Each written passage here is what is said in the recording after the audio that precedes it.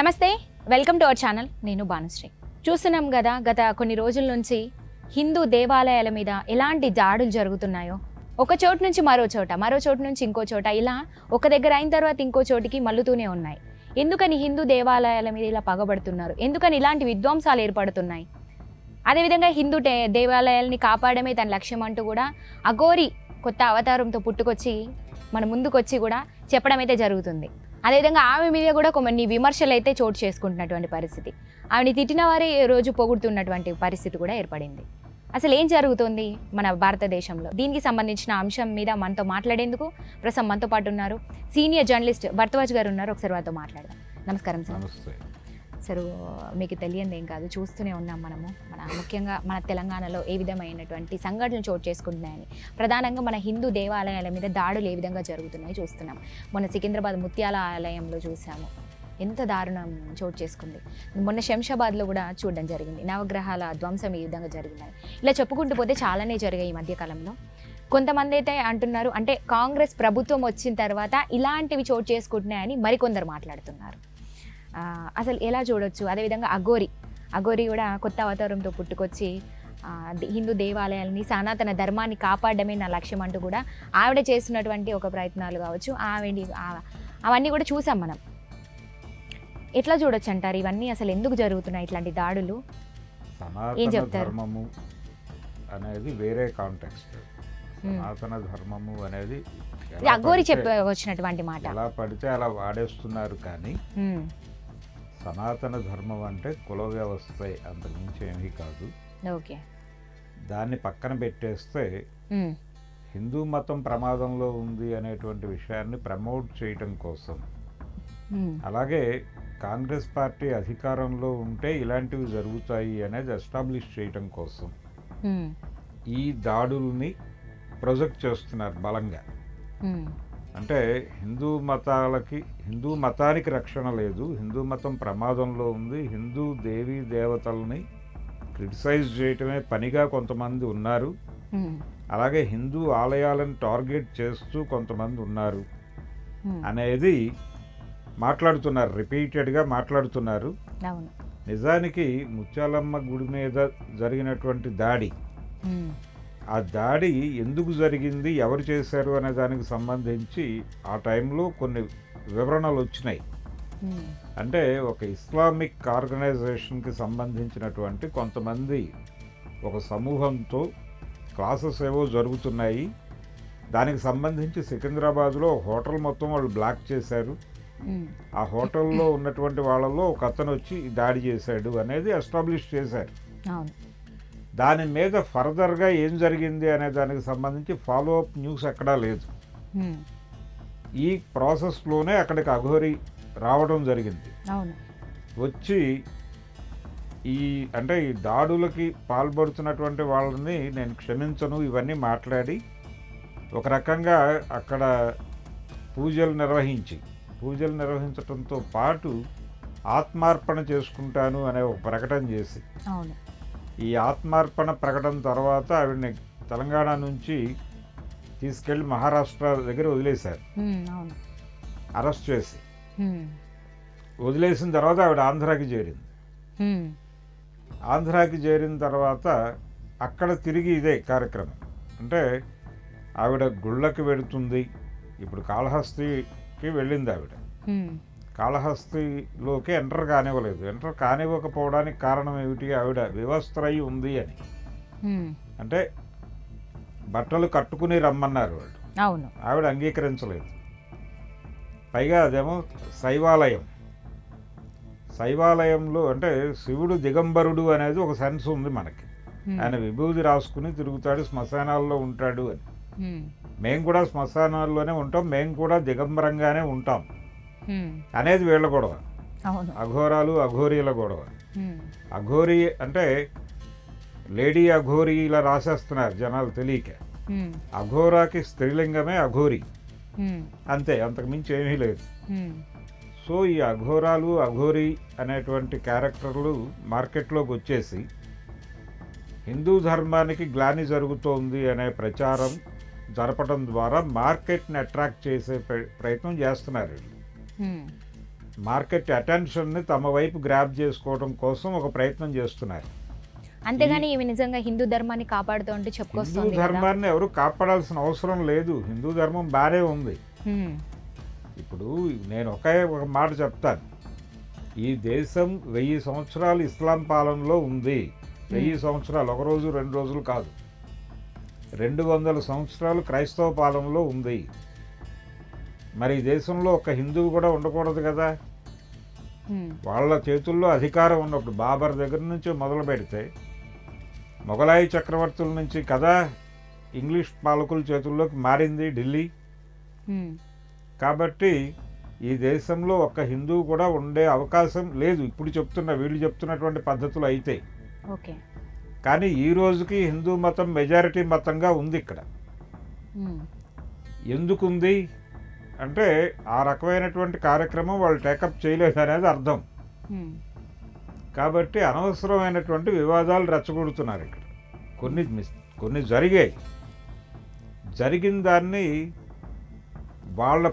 వాళ్ళతో ప్రేమగా ఉండటం ద్వారా వాళ్ళని తమ కంట్రోల్లోకి తీసుకునేటువంటి ప్రయత్నం జరగాలి. అందుకనే నేను ఇందాకే చెప్పాను, మెజారిటీ మతంలో అభద్రత పోగు చేయటం అనేది వీళ్ళ కార్యక్రమం. అందుకోసమే ఈ అఘోరాలు అఘోరీలు, దాంతోపాటు అనేక హైందవ సంఘాలు, అనేక హైందవ సంఘాలకి సోషల్ మీడియాలో ప్లాట్ఫామ్స్ ఉన్నాయి వీళ్ళకి.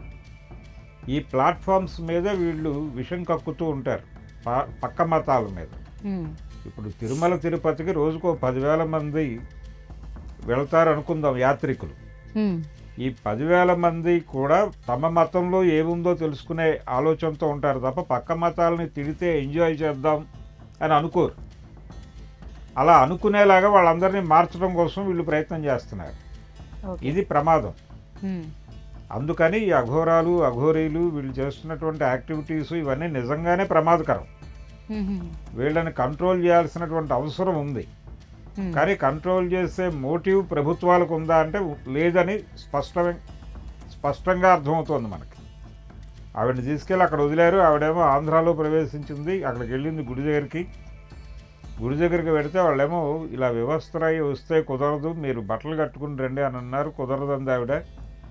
శివుడు దిగంబరుడు కాబట్టి నేను ఇలాగే వస్తాను, శివుడు శ్మశాన వాసి కాబట్టి మేము అక్కడే ఉంటాం. అలాగే వీళ్ళ మీద రకరకాల ప్రచారాలు ఉన్నాయి. ఆమెలో ఎంతో కొంత నిజం ఉందంటారు. ఆర్గ్యుమెంట్ అదే, ఆర్గ్యుమెంట్లో తప్పు ఉందని నేను అనటం లేదు. శివుడు దిగంబరుడు అనేది వాస్తవమే. అంటే మనకి వాంగ్మయంలో అది ఉంది. ఆయన శ్మశానలో ఉంటాడు అనేది, అంటే లయకారుడు శివుడు అనేది కదా త్రిమూర్తుల్లో. లయకారుడి తాలూకా ఒక నేరేటివ్ మన బ్రెయిన్స్లో ప్రిజర్వ్ అయి ఉంది. ఆ ప్రకారం ఆవిడ మాటలు కరెక్టే. కానీ ఆలయంలో అందరూ వస్తారు కాబట్టి మీరు బట్టలు కట్టుకుని వస్తే బాగుంటుంది అని వాళ్ళు చెప్పారు. చెప్పిన తర్వాత ఆవిడ గాయపడింది, హర్ట్ అయింది, ఆవిడ మనోభావాలు గాయపడ్డాయి. ఆవిడ వెళ్ళిపోయి ముందే తెచ్చుకున్నటువంటి పెట్రోల్ మీద పోసుకుని తగలబెట్టుకునే ప్రయత్నం చేసింది. పోలీసులు ఆపారు. ఈ ఆపిన తర్వాత ఆవిడ్ని పంపించారు అక్కడి నుంచి.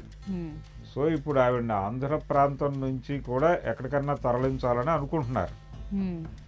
అంటే ఆవిడ యాక్టివిటీస్ మీద పోలీసులు స్పై చేయటం మొదలుపెట్టారు. ఆవిడ ఎక్కడికి వెళ్ళినా ఏదో ఒక వివాదం నడుస్తోంది. అక్కడ నుంచి ఇంకో చోటికి తరలించే ప్రయత్నం చేస్తున్నారు. మళ్ళీ ఆమె ఇంకో చోట ప్రత్యక్షం అవుతుంది. అదే అసలు టోటల్గా ఆవిడ యాక్టివిటీస్ మీద కొంచెం స్పై చేయాలి అనేటువంటి ఎవరున్నారు, దీని వెనకాల ఏదైనా ప్రోగ్రామ్ ఉందా అనేది కూడా తెలుసుకునే ప్రయత్నం చేస్తున్నారు. ఎవరైనా ఉండొచ్చు, ఆవిడ ఒక్కతే అలా చేస్తోంది అని అనుకోలేము. దాని వెనకాల ఇప్పుడు రకరకాల గ్రూప్స్గా ఉండి తెల్లారు లేస్తే పక్క మతాల మీద విషం చిమ్మేటువంటి ప్రయత్నం జరుగుతోంది నిరంతరం. ఒకవైపు ముత్యాలమ్మ ఆలయం మీద దాడి అని చెప్పేసి ఇస్లాం మీద కొంత నెగిటివ్గా మాట్లాడతారు ఇక్కడ. ఈ మాట్లాడటానికి ఒక బేస్ ఉంది కనీసం. ఏది ముత్యాలమ్మ టెంపుల్ మీద దాడి, ఆ వీడియో ఫుటేజు, ఇవన్నీ ఒక ప్రాతిపదికను కల్పిస్తున్నాయి ఈ ఆర్గ్యుమెంట్కి. అసలు దీంతో సంబంధం లేకుండా తెల్లారలేస్తే క్రీస్తుని అల్లాని తిట్టేటువంటి ఒక పెద్ద మనిషి ఉన్నాడు, రాధా మనోహర్ దాస్ అనే పేరుతో. ఓకే. ఆయన్ని ఎంత ఎంకరేజ్ చేస్తున్నారు వీళ్ళు. మరి ఆయన మాట్లాడితే తప్పు లేదు పక్క మతాల గురించి, అవతల వాళ్ళు మాట్లాడితే తప్పు వచ్చిందా వీళ్ళకి? తప్పు కదా. అసలు మతం అనేది ఒక పిచ్చి, అంటే అది పక్క మతాలను యాక్సెప్ట్ చేయదు. వీటి మధ్య ఒక సమన్వయం సాధించటం కోసం వేల సంవత్సరాలుగా ఒక ప్రయత్నం జరుగుతోంది. అక్బరు ప్రత్యేకంగా ఒక మతాన్ని డిజైన్ చేసే ప్రయత్నం చేశాడు కదా, వీళ్ళందరి సాంప్రదాయాలతో, దీని ఇలాహి అనే పేరుతో. అప్పటి నుంచి ఈ చర్చ జరుగుతూనే ఉంది సమాజంలో. కానీ ఈ సమాజంలో ఉన్నటువంటి ఒక మతపరమైనటువంటి ఐక్యతని చెదరగొట్టడం కోసం నిరంతరం ఈ గొడవలు జరుపుతున్నారు. కాబట్టి ఈ గొడవల్ని కంట్రోల్ చేయాలి అంటే వీళ్ళందరినీ కంట్రోల్ చేయాలి ముందు. ఇక మీద హిందూ దేవాలయాల మీద దాడులు, ఇప్పుడు బాబ్రీ మసీదుని దాడి చేసి కూల్చేశారు కదా ఆ రోజున. అంటే అది కూలగొట్టినటువంటి వాళ్ళు ఎవరికి కూడా అక్కడ రామాలయం ఉండగా చూసినటువంటి వాళ్ళు ఎవరూ లేరు. బాబర్ కూల్చాడు అనేది రెండోది, అక్కడ రాముడు జన్మించాడా లేదా, ఇలా రకరకాల చర్చలు ఉన్నాయి దాని మీద. ప్రజల్లో ఇప్పుడు ఒక ప్రశ్నార్థకరం ఏంటంటే, హిందూ దేవాలయాల మీద ఇలా దాడులు జరుగుతూ పోతుంటే మన దేవాలయాలు ఏమైపోతాయి రేపు? సికింద్రాబాదులోనే రామజన్మభూమి వివాదం నడుస్తున్నటువంటి సమయంలో లాలాగూడ ఏరియాలో ఒక మసీదు మీద దాడి జరిగింది.